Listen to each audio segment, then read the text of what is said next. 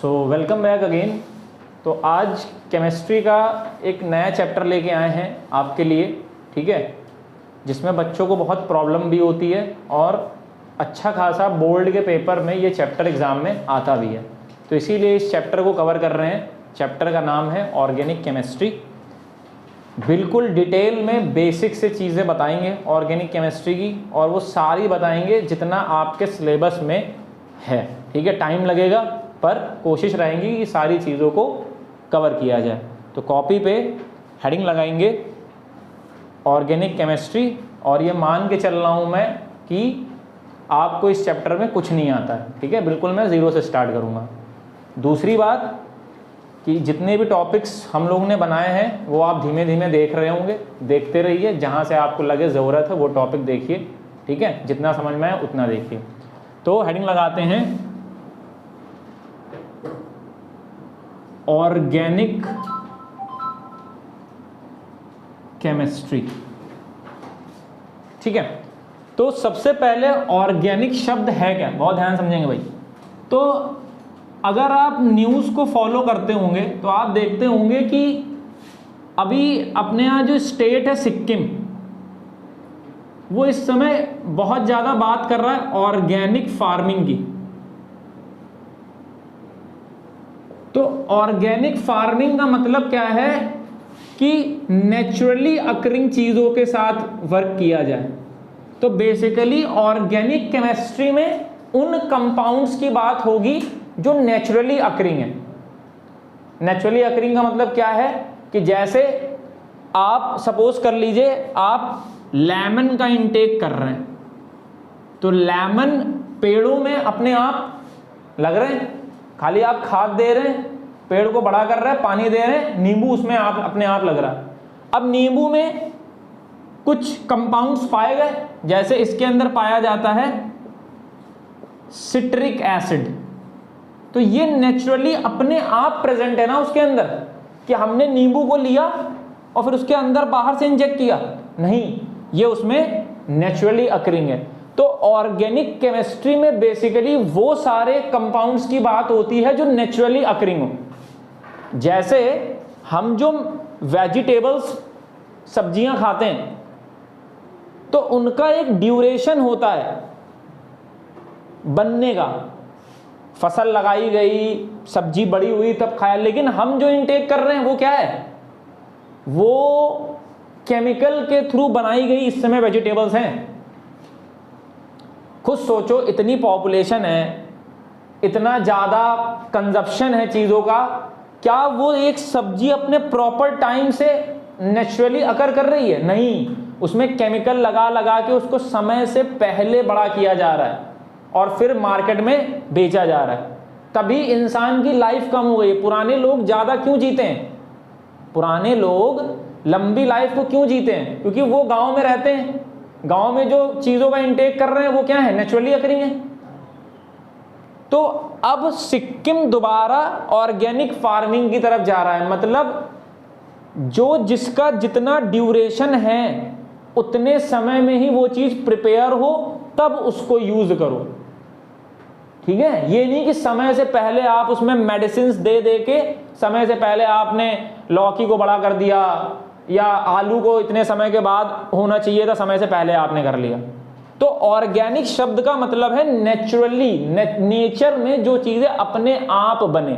जैसे आपकी बॉडी में बहुत सारे हार्मोन्स हैं, एड्रेनलिन, थायरॉक्सिन, डोपामीन, ये सब क्या है, ये सब हार्मोन्स हैं जो समय समय पर आपके मूड के हिसाब से, आपके बिहेवियर के हिसाब से अपने आप बॉडी प्रोड्यूस कर रही है। आप कहने प्रोड्यूस करें, नहीं, नेचुरली अकरिंग। तो ये भी सब क्या है, ऑर्गेनिक कंपाउंड्स। समझ बात आ रही है? ये सब क्या है, ऑर्गेनिक कंपाउंड्स। ऐसे ही आप पोटैटो खा रहे हो, पोटैटो में क्या है, कार्बोहाइड्रेट। कोई भी चीज जब आप खा रहे हैं और उससे आपको एनर्जी मिल रही है, वो कार्बोहाइड्रेट है। अब कार्बोहाइड्रेट भी क्या है, ऑर्गेनिक कंपाउंड। क्या आप पोटैटो में बाहर से डाल रहे हैं कार्बोहाइड्रेट? नहीं, वो अपने आप नेचुरली इसमें प्रेजेंट है। क्या आपने कार्बोहाइड्रेट को बनाया? नहीं, वो उसमें अपने आप प्रेजेंट है। तो जितने भी नेचुरली अकरिंग कंपाउंड्स हैं लगभग वो सब के सब ऑर्गेनिक कंपाउंड हैं। जैसे आप विटामिन्स लेते हैं, अगर विटामिन्स नहीं लेंगे तो क्या होगा? आपको बहुत तरह की बीमारियां हो जाएंगी। जैसे किसी के बाल गिरने लगते हैं, किसी के बाल सफ़ेद हो गए, किसी के होंठ फट जाते हैं, किसी के नाखून के ऊपर का ये पोर्शन फटता है, समझ रहे हैं बात को? किसी की स्किन में ड्राइनेस ज़्यादा हो जाती है। तो ये सब क्या है? ये सब आपकी विटामिन्स की कमी है आपके समय में, बॉडी में। एक बैलेंस डाइट क्या है? एक बैलेंस डाइट क्या है? आपको कार्बोहाइड्रेट लेना चाहिए, प्रोटीन लेना चाहिए, विटामिन लेना चाहिए, फैट लेना चाहिए। तो ये सब के सब ऑर्गेनिक कंपाउंड हैं क्योंकि नेचुरली अकरिंग है। मिल्क ले रहे हैं, मिल्क में प्रोटीन भी है और मिल्क में कार्बोहाइड्रेट भी है। प्रोटीन भी नेचुरली उसमें अपने आप प्रेजेंट है। क्या आप डाल रहे हैं बाहर से? नहीं।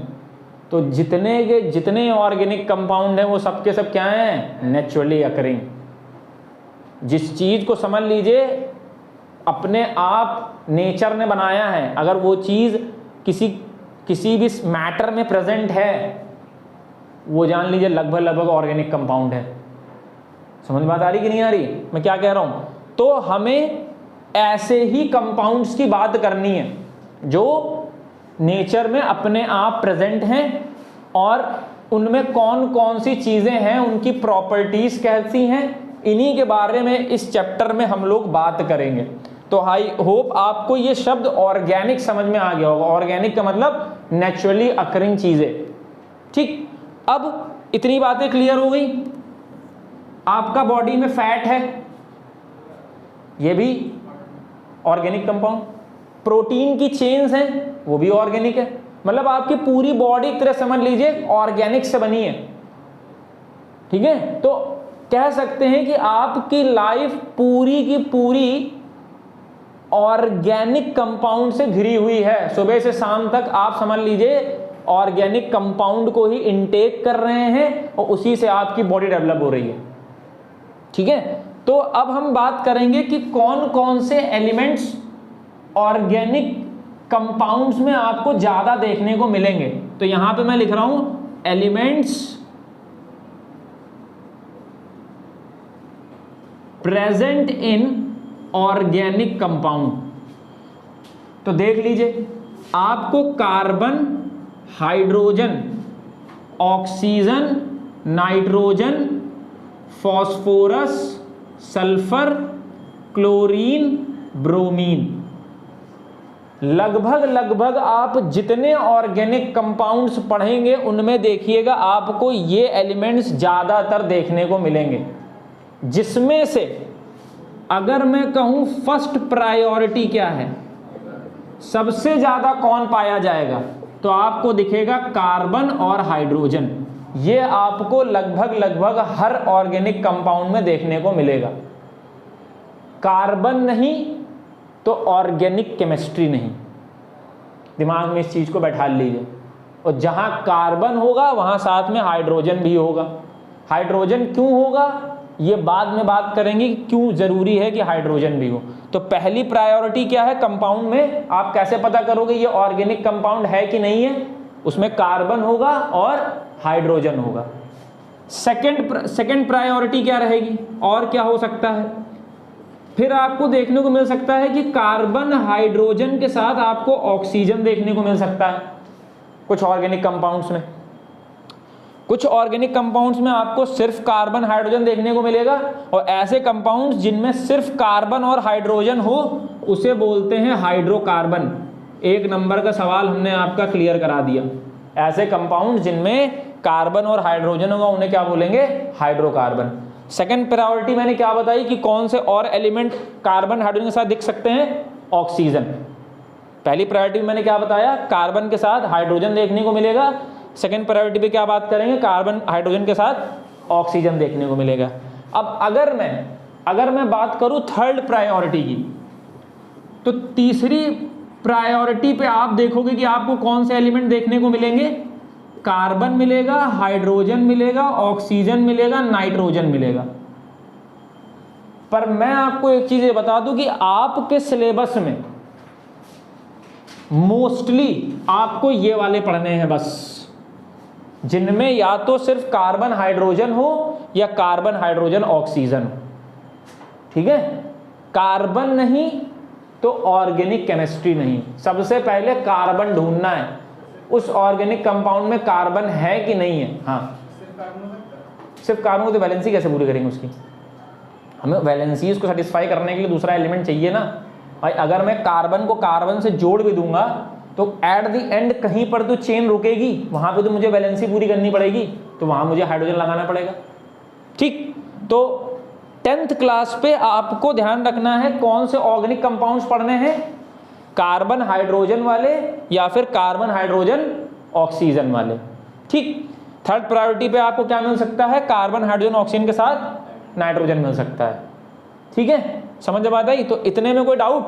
तो क्या याद रखना है कि ऑर्गेनिक केमिस्ट्री में जो ऑर्गेनिक कंपाउंड्स होंगे उनमें कौन से एलिमेंट्स आपको देखने को मिलेंगे? कार्बन देखने को मिलेगा, हाइड्रोजन देखने को मिलेगा, ऑक्सीजन देखने को मिलेगा, nitrogen, phosphorus, sulphur, chlorine, bromine. जिसमें याद रखिएगा कोई भी कॉम्बिनेशन बना दूं मैं किसी भी ऑर्गेनिक कंपाउंड का, उसमें कार्बन जरूर होगा। कार्बन नहीं है तो चुपचाप वहां से नजरें हटा दो, ये ऑर्गेनिक कंपाउंड नहीं है। कार्बन है तो हम एक बार कह सकते हैं कि वो ऑर्गेनिक कंपाउंड होगा। अब कुछ एक्सेप्शंस ले लीजिए। एक्सेप्शंस का मतलब है कि उनमें ये क्राइटेरिया तो फॉलो होगा पर वो ऑर्गेनिक कंपाउंड नहीं है। बहुत ध्यान सुन लीजिए, जैसे CO2। अब तुम कह दो कि कार्बन और ऑक्सीजन तो है, तो CO2 को मुझे कहना चाहिए ऑर्गेनिक कंपाउंड है, CO2 ऑर्गेनिक कंपाउंड नहीं है। एक और एग्जांपल मैं लिख दे रहा हूं, H2CO3 खतरनाक। सेकंड प्रायोरिटी पे देखो, कार्बन हाइड्रोजन ऑक्सीजन, पर ये भी ऑर्गेनिक कंपाउंड नहीं है, ये सब इनऑर्गेनिक कंपाउंड है। तो कुछ ऐसे भी कंपाउंड्स होते हैं जिनमें क्या प्रेजेंट होने के बावजूद भी वो ऑर्गेनिक कंपाउंड नहीं है, ऑर्गेनिक कंपाउंड नहीं है। क्यों नहीं है? क्योंकि ये नेचुरली अकरिंग नहीं है। CO2 नेचुरली अकरिंग थोड़ी ना है, वो तो बनाई जाती है। कार्बन ऑक्सीजन रिएक्ट करता है तब जाके तुम्हारा CO2 बनता है। तो हम CO2 को नेचुरली अकरिंग नहीं कहते हैं, हम CO2 को नेचुरली अकरिंग नहीं कहते हैं। तो क्या ध्यान रखना है कि ऑर्गेनिक केमिस्ट्री में कोई भी कंपाउंड ऑर्गेनिक कंपाउंड तब बोला जाएगा जब उसमें कार्बन हाइड्रोजन हो या कार्बन हाइड्रोजन के साथ ऑक्सीजन हो, या थर्ड क्राइटेरिया तुमको मैंने बता दिया, कार्बन हाइड्रोजन ऑक्सीजन नाइट्रोजन होगा। ठीक है, और नोट लगा के लिख देंगे क्या? कार्बन नहीं तो ऑर्गेनिक कंपाउंड नहीं, उस कंपाउंड को ऑर्गेनिक नहीं कहेंगे। कार्बन नहीं तो ऑर्गेनिक कंपाउंड नहीं। जब तक कार्बन होगा तभी के बाद कुछ पॉसिबिलिटी बनेगी कि हम उसको ऑर्गेनिक कंपाउंड कह सकते हैं, वरना उसको हम ऑर्गेनिक कंपाउंड नहीं कहेंगे।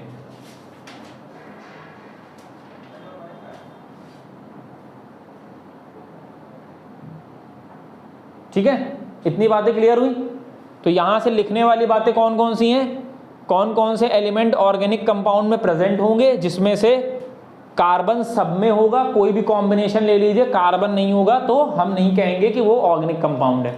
तो यहां के बाद एक चीज लिखेंगे, इतना रब कर दें, लिख लिया? कोई डाउट?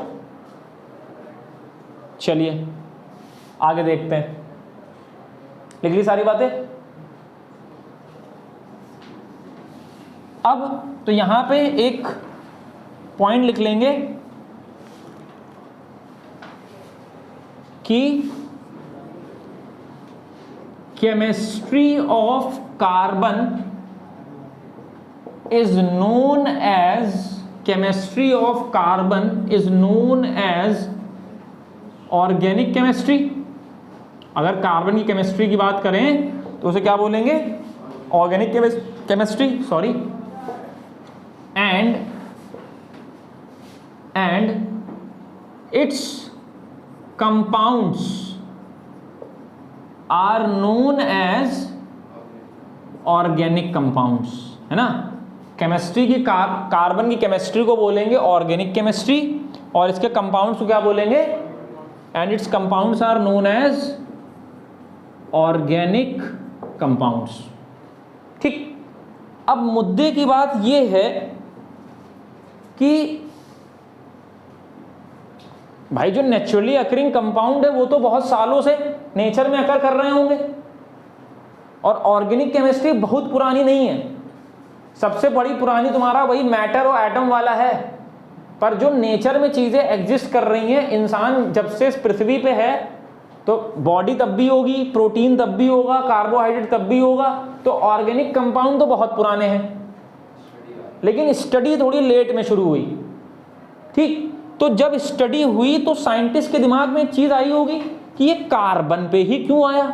अगर नेचर ने, मान लो नेचर में कोई चीज बनी तो सारी कहानी कार्बन के इर्द गिर्द क्यों घूमी, कोई और एलिमेंट होता तो ऐसा क्या यूनिक नेचर था कार्बन के अंदर, ऐसा क्या यूनिक नेचर था कार्बन के अंदर कि कार्बन इतने वैरायटी के कंपाउंड बना रहा है और वो बड़े यूजफुल है। ठीक है, तो देखिए भाई क्या खास बात है, कितनी लंबी लंबी चेन बना ले रहा है। ठीक है, तो हेडिंग लगाएंगे यूनिक नेचर ऑफ कार्बन। क्या है यूनिकनेस कार्बन के अंदर, तो हेडिंग लगा लेंगे unique nature of carbon, carbon का यूनिक नेचर।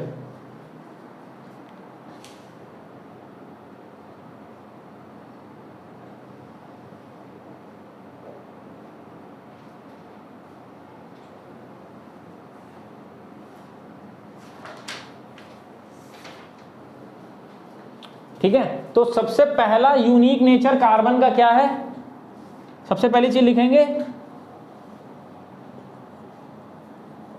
पहली चीज लिखेंगे इट्स टेट्रावैलेंट नेचर। सबसे पहली चीज क्या है इसका, टेट्रावैलेंट नेचर। टेट्रावैलेंट नेचर का मतलब क्या है, ability to form 4 covalent bond. याद रखिएगा ऑर्गेनिक केमिस्ट्री के लगभग सारे कंपाउंड कोवेलेंट कंपाउंड होते हैं, क्योंकि कार्बन शेयरिंग से बॉन्ड बनाता है। आपने केमिकल बॉन्डिंग में पढ़ा होगा कि वो म्यूचुअल शेयरिंग से बॉन्ड बनाता है। तो ability to form 4 covalent bond because its valence shell contains 4 electron, इसीलिए बोला गया टेट्रावैलेंट नेचर। अब खुद सोचो, अगर कार्बन टेट्रावैलेंट नेचर का है तो अगर मैंने कहा 4 बॉन्ड बना रहा है तो इसमें मैंने क्या किया, एक इधर और कार्बन बढ़ा दिया, इधर मैंने और कार्बन बढ़ा दिया, इधर मैंने और कार्बन, तो अब ये और बॉन्ड बनाएगा। तो ऐसे क्या होगा, ऐसे क्या होगा, लंबी लंबी चेन बन सकती हैं। तो टेट्रावैलेंट नेचर होने का बड़ा फायदा है कि आप इधर भी चेन को बढ़ा सकते हैं, आप इधर भी चेन को बढ़ा सकते हैं, आप इधर भी चेन को बढ़ा सकते हैं, आप नीचे भी चेन को बढ़ा सकते हैं। ये खास बात है टेट्रावैलेंट नेचर की। इसी की वजह से इसके अंदर कह दिया गया क्या है, exhibits catenation property. Catenation property का मतलब क्या है, लॉन्ग चेन फॉर्मिंग एबिलिटी, लंबी लंबी चेन बनाने की एबिलिटी है। अब जरा बात को एक और समझिएगा,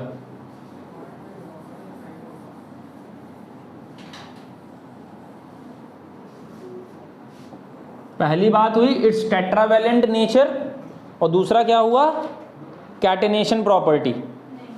कैटेनेशन प्रॉपर्टी, कैटेनेशन प्रॉपर्टी, ठीक है। तो its tetravalent nature, ability to form 4 covalent bond because its valence shell contain 4 electron, exhibits catenation property, long chain forming ability. अब मुझे ये बताओ, जैसे तुमने O2 मॉलिक्यूल पढ़ा है तो तुमको पता है ऑक्सीजन ऑक्सीजन के बीच में डबल बॉन्ड होता है। फिर तुमने N2 मॉलिक्यूल पढ़ा है तो तुमने कहा ट्रिपल बॉन्ड। अगर मैं C2 ले लूं तो क्या दिक्कत है? हो सकता है ना, हो सकता है। अगर मैं केमिकल बॉन्डिंग के पॉइंट ऑफ व्यू से बात करूं तो म्यूचुअल शेयरिंग का मतलब क्या है? अगर मैं 4 किसी को दूं तो मैं 4 किसी से ले लूं, तो पॉसिबिलिटी तो ये है। पर कार्बन ये काम नॉर्मली नहीं करता है। करता है कब? अभी आपके सिलेबस में नहीं है, अगले साल पढ़ने को मिलेगा वेपर फेज में। वेपर फेज में C2 एग्जिस्ट करता है, नॉर्मल फेज में एग्जिस्ट नहीं करता है। क्या कारण है? बहुत ध्यान सुनिएगा। क्योंकि कार्बन कार्बन का जो सिंगल बॉन्ड है ये ज्यादा मजबूत होता है in comparison to oxygen oxygen का सिंगल बॉन्ड और नाइट्रोजन नाइट्रोजन का सिंगल बॉन्ड। नाइट्रोजन नाइट्रोजन का सिंगल बॉन्ड कम मजबूत होता है, इस वजह से इसको क्या बनाना पड़ जाता है? डबल और ट्रिपल। ऑक्सीजन का सिंगल कमजोर है, इसी वजह से इसको क्या बनाना पड़ गया? डबल। लेकिन कार्बन का सिंगल सिंगल मजबूत होता है। अब अगर कार्बन का सिंगल सिंगल मजबूत होगा तो यहां पर ड्यूप्लेट और ऑक्टेट नहीं पूरा होगा। तो ड्यूप्लेट ऑक्टेट पूरा करने के लिए तुम क्या करोगे? मुझे खुद बताओ। और कार्बन जोड़ दोगे। बहुत बढ़िया भाई, और कार्बन जोड़ दोगे। बात समझ में आ रही है? कोई अगर पूछे कि भाई नियम के हिसाब से तो ये चीज हो जानी चाहिए थी, पर ये चीज नहीं हो पा रही है। क्यों? क्योंकि कार्बन कार्बन सिंगल बॉन्ड ज्यादा मजबूत होता है इन कंपैरिजन टू इनका सिंगल बॉन्ड और इनका सिंगल बॉन्ड। वरना खुद सोचो, अगर खुद सोचो यहां पे, अगर नाइट्रोजन का भी सिंगल बॉन्ड मजबूत होता तो ये भी बना लेता। तो ये तो इसके अंदर भी कैटेनेशन प्रॉपर्टी आ जाती, थोड़ी बहुत आती कि नहीं आती। पर ना तो नाइट्रोजन के अंदर कैटेनेशन प्रॉपर्टी है, ना तो ऑक्सीजन के अंदर कैटेनेशन प्रॉपर्टी है, क्योंकि इनका सिंगल बॉन्ड मजबूत नहीं है। तो कार्बन की यूनिकनेस समझ में आ रही है कि नहीं आ रही है? और देखो ये नेचर में एग्जिस्ट कर रहा है। तुम्हारी बॉडी में 63,000 ग्राम पर मोल का हीमोग्लोबिन लेके बॉडी में टहल रहे हो। इतनी बड़ी चेन है हीमोग्लोबिन की, ब्लड में है हीमोग्लोबिन, और हीमोग्लोबिन की एक चेन 63,400 ग्राम पर मोल की होती है। इतनी लंबी लंबी चेन शरीर में लेके टहल रहे हो तुम। समझ बात आ रही कि नहीं आ रही मैं क्या कह रहा हूं? ठीक है ना, क्लियर है? अब सोचो कितना हीमोग्लोबिन है शरीर में। हीमोग्लोबिन का एक मॉलिक्यूल की मैं बात कर रहा हूं तो बहुत लंबी लंबी चेन है। ये सब चेन ही तो है, जो फैट है, मसल है, ये सब क्या है? ये सब तुम्हारी लंबी लंबी कार्बन की चेन है। ठीक है, इसीलिए तुमने ध्यान दिया होगा जब बॉडी जलती है तो काली क्यों हो जाती है? कार्बन। बॉडी जलने के बाद काली क्यों हो जाती है? गोरी हो जाए, हरी हो जाए, नीली हो जाए, काली क्यों होती है? क्योंकि तुम्हारी बॉडी में मैक्सिमम क्या है? कार्बन। हाइड्रोजन और ऑक्सीजन तो H2O के फॉर्म में उड़ गया, क्योंकि सुबह शाम तुम खा क्या रहे हो? Carbohydrate, protein. उसमें सबसे ज्यादा क्या है? Carbon, hydrogen, oxygen. Hydrogen oxygen water के फॉर्म में उड़ गया, बचा कौन? कार्बन। जल के काला। आधी बॉडी जली हुई निकाल के रख लो, ब्लैक होगी कि नहीं होगी? वो तो जल के पूरा डिकम्पोज हो के तब राख बनता है। समझ बात आ रही कि नहीं आ रही है? तो रीजन समझ में आया कार्बन कार्बन का सिंगल बॉन्ड क्यों एग्जिस्ट कर रहा है? क्योंकि इसकी बॉन्ड स्ट्रेंथ बहुत ज्यादा होती है, ये बहुत मजबूत बॉन्ड होता है। इसी की वजह से इसके अंदर कौन सी प्रॉपर्टी आई? Catenation property. क्योंकि लॉन्ग चेन कब बनेगी? जब तुम ज्यादा एटम जोड़ सको। ज्यादा एटम कब जोड़ सकोगे? जब दो एटम आपस में कम बॉन्ड बनाए। जब दो एटम आपस में कम बॉन्ड बनाए तभी तो लंबी लंबी चेन बनाओगे। अगर उन्हीं के बीच में सारे बॉन्ड बना दोगे तो लंबी चेन कैसे बनेगी? तो कैटेनेशन प्रॉपर्टी क्यों आई? Why carbon exhibit catenation property? तो because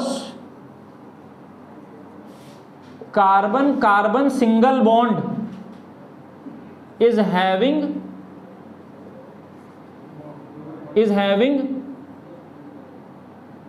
higher bond energy, is having higher bond energy, that is क्या,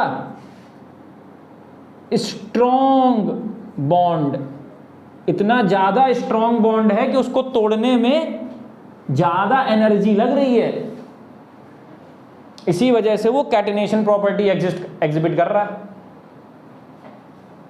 क्लियर है बात में क्या कह रहा हूं? तो यूनिक नेचर में क्या क्या आया? टेट्रावैलेंट नेचर, टेट्रावैलेंट नेचर है उसका, कैटिनेशन प्रॉपर्टी एग्जिबिट कर रहा है, और उसमें कार्बन कार्बन बॉन्ड की स्ट्रेंथ बहुत ज्यादा है, strength of carbon carbon single bond is so much high. तो ये कुछ यूनिक नेचर है कार्बन के अंदर, जिसकी वजह से ऑर्गेनिक केमिस्ट्री पूरी की पूरी कार्बन के इर्द गिर्द घूमती है। वरना कोई हो सकता है कि ऐसा होता कि क्या कोई और एलिमेंट होता जो ये काम कर रहा होता, और तभी देखो कहते हैं कि कार्बन की एटमॉस्फेयर में अबंडेंस भी अच्छी खासी, हर जगह तो कार्बन है, खा रहे हो उसमें भी कार्बन है, पेड़ में भी क्या है, सेलुलोज, सेलुलोज में भी क्या है, कार्बन, सेलुलोज में भी क्या है, कार्बन, लकड़ी में क्या है, लकड़ी में कार्बन ही तो लकड़ी जल्दी काली हो जाती कि नहीं, कि लकड़ी में भी कार्बन है। ग्लूकोज भी, चीनी जला के देखो काली हो जाती है, जो कुछ जलाने पे काला दिख रहा है सब में कार्बन है, समझ लो। जैसे धूप बत्ती जलाते हो काला काला धुआं होता है, बहुत जबरदस्त कार्बन के कंपाउंड है उसमें, समझ लो बिल्कुल। ठीक है, तो आगे बढ़े, इतने में कोई डाउट? क्लियर है? आगे चलें, चलो।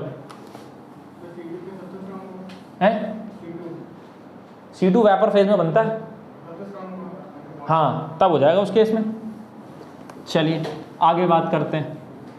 तो आई होप आपको थोड़ा बहुत फंडा क्लियर हो रहा होगा कि हम किस तरफ मूव कर रहे हैं, क्यों हमारे लिए इसको पढ़ना ज़रूरी है। ठीक है, बड़ी ही काम की चीज़ है, क्योंकि इसके बिना समझ लीजिए आपकी लाइफ नहीं है। आप जो कुछ खा रहे हैं ना, ऑर्गेनिक केमिस्ट्री पूरी खा रहे हैं, ये समझ लीजिए। कपड़े पहन रहे हैं, क्या आपको पता है कपड़ा खाली सफ़ेद होता है? कॉटन से जो कपड़ा बनाया जाता है वो खाली वाइट होता है, बाद में उसे क्या किया जाता है, डाई, डाई मतलब कलर, वो डाई भी ऑर्गेनिक होती है। अब समझ लो, वो डाई भी ऑर्गेनिक होती है। हनी, शहद ऑर्गेनिक कंपाउंड है।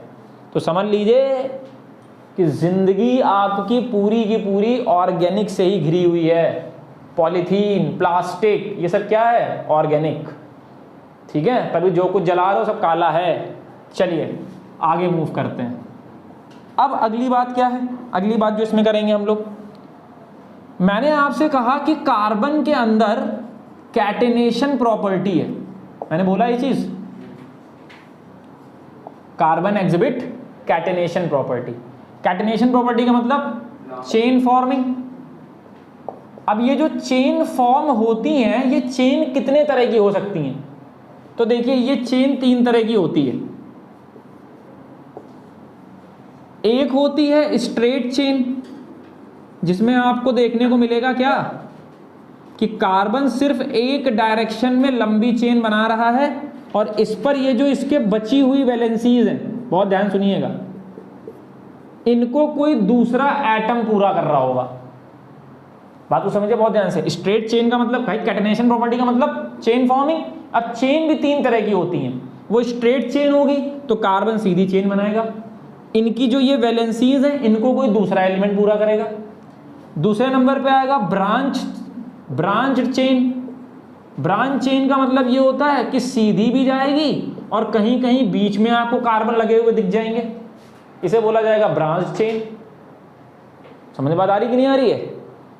कहीं क्या होगा, सीधी चेन भी जा रही होगी और साथ ही साथ आपको क्या होगा, बीच बीच में आपको कहीं कहीं ब्रांचिंग देखने को मिल जाएगी, तो उसे क्या बोलेंगे, ब्रांच चेन। ठीक,